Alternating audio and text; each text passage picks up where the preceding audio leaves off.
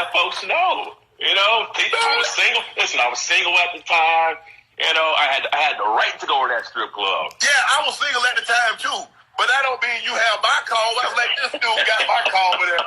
Got people thinking that's me over there. Cause they know I ain't really I've never been a guy that hung out or party, anything like that. Even at Savannah State, I was always to myself. I was always, you know, I was about football. Football was the most important thing to me. And this dude come in town, and in 1 week, I had been there for like 4 or 5 years, and in 1 week, they done saw me at a place they had never seen me before. So everybody's like, I was like, oh, that's it. You got to go. You need to get wherever you go in Denver, back to wherever you from. You need to get the hell up out of here. I swear to God, I was going to Atlanta to go have a party with you. I swear to God. I said, if this man is this fly with this ride, the way he dressed, everything you did. Because remember that year, my rookie year, I never hung out with you. So I didn't know what you did away from the facility. I had no clue. But I assumed you went out. I assumed you drank. I assumed you did all that stuff. Man, I was there for a week. Man, we went out to dinner, and that was it. We went to Houston. The first night you got there, we went to Houston. Yeah. And that was it. I said, hey, you on your own, bro. Here's the keys. Hey, go and come. Hey, because I was like, I'm going to be asleep by the time you come back in. No, you were actually, I was coming in. And you were going to work out. I was coming in like 4 in the morning. Shannon was leaving to go work out in the off season. And I said, that's when I knew there's something different about what you do and what other players do. And I said, all right. Well, that was all I knew, because that was the only thing that I knew was hard work. Growing up like we grew up, like my grandfather and grandmother raised my brother, my sister, myself, and raised their own kids, that's all we knew was hard work. And I knew whatever I wanted to accomplish up until that point, I had gotten through hard work. And so I had come so far, and it wasn't just good enough. And that one thing I would tell these guys that got drafted last night, this is not the end of your journey. This is the beginning of it. I mean, if you thought you put all that time in, and your mom and dad or grandparents drove you to all those practices and got you all those snacks and stood out there in the rain for this moment, you're sadly mistaken. This is the beginning. It's just getting started now. So enjoy that moment. Enjoy it. But now is when the work starts. Yeah, I agree with you 1,000%, because that's what I say. I see people who say, you know what, the dream came true. I'm like, was your dream to get drafted? Like, I mean, like you said, that should be part of it.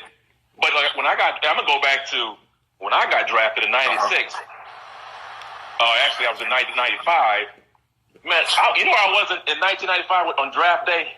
Where? At the Freaknik. In Atlanta, and I remember it happened. I was at my ex-girl's friend's house at the time, or down in Atlanta. I was staying with her over the weekend, and I remember it happened. And I remember the Broncos came up, and I was like, Denver, because Denver never talked to me. I was disappointed that I got drafted in the 6th round anyway, and my mom was pretty happy. They called. It was like, yeah, you know, the Broncos drafted you, and I had actually seen it on the TV because it was on ESPN, ESPN2.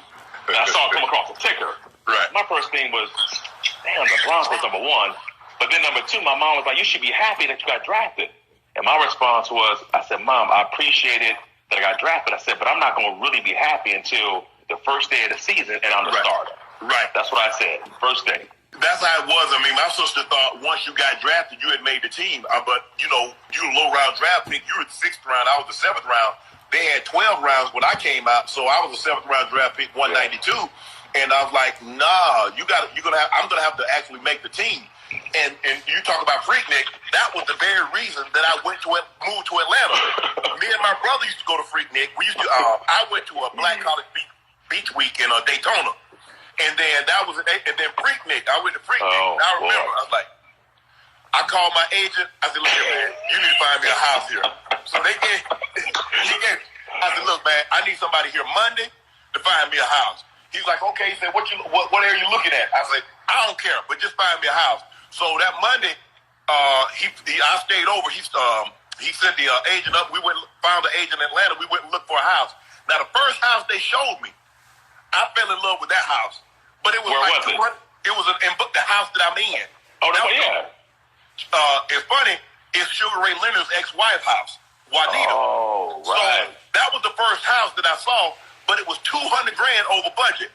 And the agent was like, well, this is really over your budget. Let me find something more in your budget. I'm like, okay, I'm thinking to yourself, I don't care what the budget is. This going to be the house. So we go all out there. We're in Alpharetta. We're in Stone Mountain. We're in Sandy Springs. I said, nah, I want that house. She said, but your agent told me and told me that this is, I said, look here. You call them and you tell them Shannon said he want this such and such house. 30 days later, we closed on the house. And I've been there ever since. But, TD, check this out. You said that you came to Freaknik and you stayed with your ex. I mean, yeah. I stayed with her during the weekend. Check this out, TD. In the last 30 years, since night I got drafted, I spent the night with one girl house in 30 years. In 30 years. In 30 years. I had an incident happen. As a matter of fact, I got drafted. I'm coming back, and I didn't want to drive home because I had left my car at the airport. And I didn't want to drive home. And so I remember it's like, do you mind if I come over? I was seeing the girl before, but I was like, hey, it was what it was. And I was like, I called, I said, do you mind if I stop by? Because I don't want to drive home because my grandma doesn't know I'm coming back, and she's going to be startled. So if I come in that, that time in the morning, my grandma's going to be, I said, you mind if I stay? She's like, no, I don't mind if you stay. I said, I had heard, I'm going to put it out there. I was like, I heard, you see anybody? No. I was like, okay, cool. Jude, real talk. So something told me, Shannon, just play it cool. Hey, do what you, that ain't what I originally went over there for. Keep it real. They're grown folks on this conversation. But something told me, I swear, something told me, say, Shannon, keep it close. So all I took my shirt off, but I had my shorts and I had my socks on. And you know how you sleep, but you think you hear people talking. And I'm saying to myself, nah, that ain't nobody. But something just kept going. But I kept hearing, I'm hearing people arguing. And by that time, dude kicked the door in. Oh. So now you got to remember that, Joe. I'm about 2 months from my 22nd birthday. So I'm feeling good. I'm prime. 6'2", right. 227. I'm jacked. I'm ready to say, hey, if we got the Waller, we got the Waller. And, I look at old dude, and I'm getting him. I'm like, oh. I said, ooh. I said, man, check this out, bro. I said, you know who I am. I'm Sharpe. I went to Savannah State. I just got drafted. I didn't want to drive home because I was going to spook my grandma. I said, bro, you see how I'm dressed? It ain't like I got dressed. I've been dressed. He's like, Sharpe, man, I love you. I follow your career in Savannah State. He said, bro, congratulations. Hey, I know you're going to do well at the Broncos. You the baddest end ever come through Savannah. Say, hey, bro, I ain't got no problem with you. I'm just tired of this beeline. I'm saying to myself, I'm tired of the beeline. Hey, so check this out, you. So, I said, bro, let me get my stuff and get up. Because mind you now, my brother had bought me a 300E. I know about it. So I got that thing back then. So, I got my stuff. I dip. Man, they start walling. Shannon. I said, Shannon, nothing. Hey, check this out. When I looked and saw who it was, I kind of, once I looked and saw who it was, because I was thinking about knuckling up. Hey, I'm like, who is it? Who was it? I ain't going to put his name out there, but put it like this. Okay. He got 50 for double murder.